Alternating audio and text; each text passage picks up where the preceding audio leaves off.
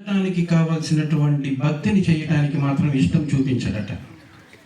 అదేవిధంగా చెడు కర్మల ద్వారా, దుష్కర్మల ద్వారా కలిగే అపకీర్తి, కష్టాలు, నష్టాల నుంచి తనకు ఎలాంటి తన మీద ప్రభావం చూపించకూడదని కూడా అనుకుంటాడట. కానీ విచిత్రం ఏంటంటే తప్పులు చేయకుండా మాత్రం ఆగడటండి.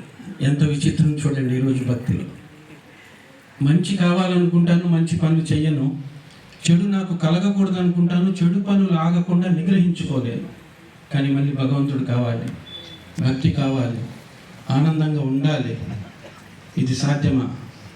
అందుకే మహాత్ములు చెప్తున్నారు, మనము కనుక భగవంతుని నియమాల్ని, సత్యాన్ని, ధర్మాన్ని కనుక ఆధారంగా చేసుకోకుండా జీవనాన్ని కనుక జీవిస్తే, ఆ జీవితంలో మనం చేసే తప్పుల ద్వారా మనకు కలిగేటటువంటి పాపాల నుంచి రక్షించమని అడగటం అనేది భగవంతుడి యొక్క కర్మ నియమాన్ని అపహాస్యం చేసినట్లటండి కదండి. ఆ నియమాన్ని అపహాస్యం చేసినట్లే కదా. కర్మ సిద్ధాంతం ఏమి చెప్తుంది?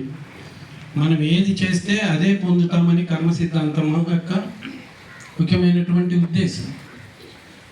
మాతా సవీందర్జీ మహారాజు వారు అంటారు, అర్హత లేనటువంటి వారికి భగవంతుడి యొక్క కృప లభించదు, సద్గురు యొక్క కృపకి పాత్రలు కాలేరు అని.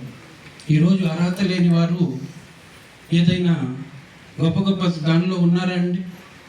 మనం ఎప్పుడైతే అర్హత ఉంటుందో దానికి ఆశీర్వాదం లభిస్తుంది. ఇందాక మహాపురుషులు సద్గురు యొక్క సేవలో ఉంటే కలిగేటువంటి వాటి గురించి, తమ జీవితంలో కలిగినటువంటి పరిణామాలు, అది తనని ఈరోజు ఎంత గొప్ప స్థితిలో